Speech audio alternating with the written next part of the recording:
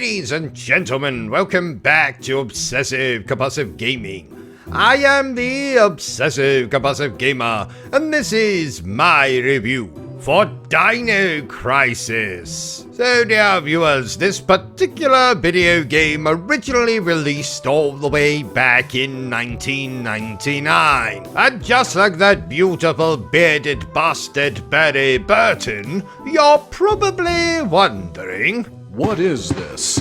DINO CRISIS is a survival horror video game thingamajig that's brought to us by the original creator of Resident Evil. In fact, over the years, I've seen quite a few people refer to this game as Resident Evil with dinosaurs. And I beg to differ, dear viewers. This is absolutely nothing like Resident Evil. There's no Chris Redfield, no Jill Valentine, no Barry mother-humping Burton. There's no Raccoon City, there's no Umbrella Corporation. There's no boulder punching. There's no inbred redneck family whose house has a particularly bad case of mold. I mean, yes, like Resident Evil, this game was created by Shinji Mikami, and it does use those pre-rendered background thingamajigs, and there is tank controls, and lots of puzzles, so, well, actually, I suppose it is a little bit like Resident Evil with dinosaurs. Oh well, so story. We play as Regina,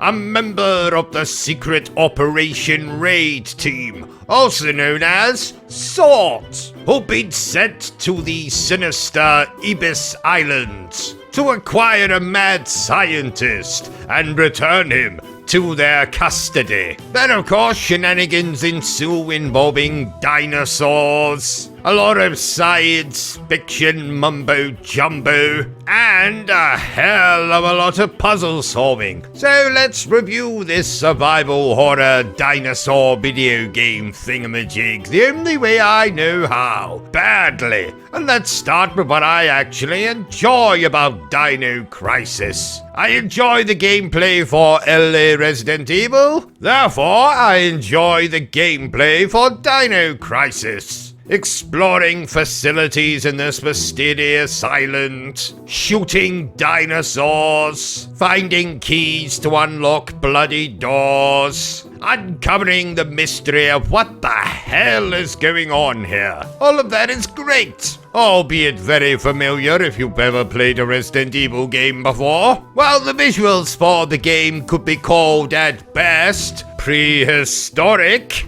I remember being quite impressed with them at the time all the way back in 1999. Granted, in 1999, I still believed in Santa Claus and had already conceived 3 books in my Terry the Transvestite Tyrannosaurus series of books, so what the hell did I know? I couldn't even spell Terry the Transvestite Tyrannosaurus. But the visuals are still good even in 2026, especially the FMV cutscenes, which I've always been a big fan of. And in fact, it's in these cutscenes that most of the action of the game actually takes place. When I say action, I don't mean the game itself takes place in these cutscenes. I mean just the more action-orientated, exciting parts. Escaping in a helicopter while being chased by a Tyrannosaurus Rex. Crash landing on the island and one of your team members being eaten by a Tyrannosaurus Rex. Come to think of it, a lot of these FMVs have a Tyrannosaurus Rex in them. Almost like it's everyone's favorite dinosaur or something, which is absolutely correct. My favorite dinosaur, Tyrannosaurus Rex. So I'm all for making him the star of the FMV cutscenes. He doesn't wear a bow tie and a mustache though,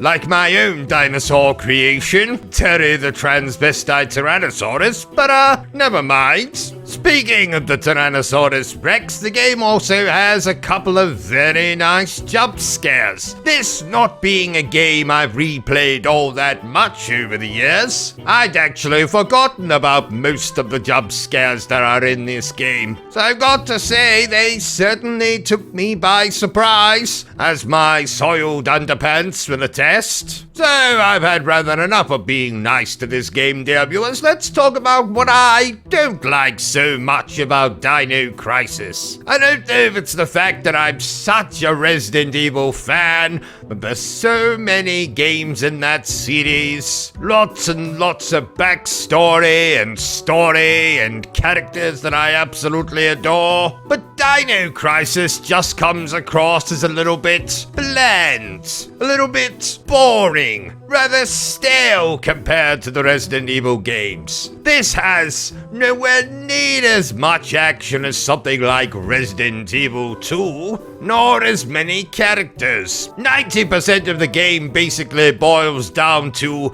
get this key card, find a code for this door, get fingerprints off this dead guy, use the fingerprints to rewrite the key card, crawl through this vent, disable these lasers. I just found it to be quite boring and definitely lacking in action set pieces and exciting boss fights. In fact, apart from one or two encounters with the Tyrannosaurus Rex that I mentioned before, this game doesn't have boss fights. There's no human dinosaur hybrids here. There's no illicit experiments going on. The whole reasoning behind why the dinosaurs are here is a lot of space, time, matter, sci-fi, mumbo jumbo.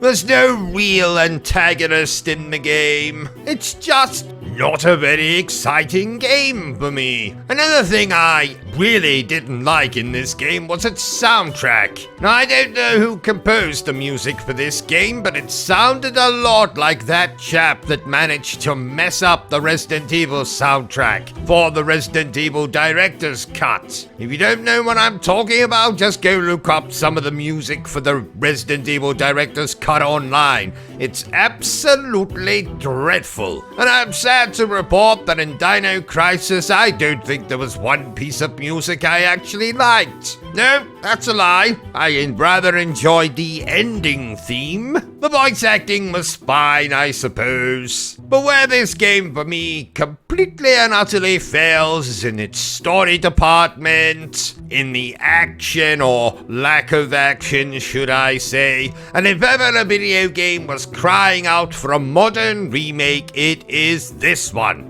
And I'm absolutely certain with Capcom's track record of remakes over the last few years, they would create something absolutely stupendous for a DINO Crisis remake. But as it stands, we just have to put up with the fact that we only have 3 video games in this series, only 2 of which seem to be liked in any sort of way. But who knows, maybe I'll talk about DINO Crisis 2 and 3, and its on-rail shooter spin-off. Therefore, I declare that DINO Crisis is okay. So there you have it, ladies and gentlemen, another review by yours truly.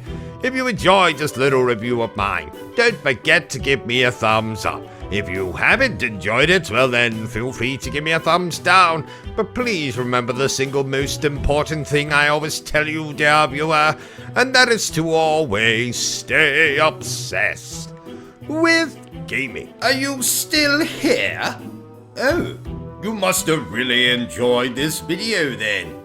In that case, you had better subscribe to the channel and check out our other content. Otherwise, you're a booby pants, and no one wants to be a booby pants.